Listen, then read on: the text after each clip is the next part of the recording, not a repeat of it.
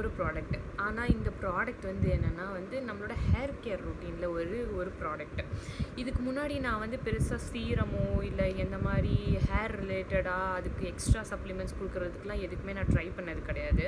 நான் first time try பண்ண ஒரு சீரம் இதுதான் வந்து ஹேர் சீரம்.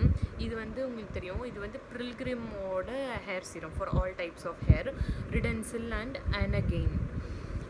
ஸோ இது வந்து நான் ஆல்மோஸ்ட் ஒரு 2 to 3 months கிட்ட யூஸ் பண்ணிட்டுருக்கேன். ஆனால் வந்து நான் ரெகுலராக யூஸ் பண்ணுறது இல்லை. ஆக்சுவலி நான் வந்து எப்படின்னா யூஸ் பண்ணுவேன், ஒரு வீக்லி ஒரு 3 times யூஸ் பண்ணுவேன். நான் ஞாபகம் இருந்துச்சுன்னா ஒரு 4 times யூஸ் பண்ணுவேன், 4 to 5 times யூஸ் பண்ணுவேன்.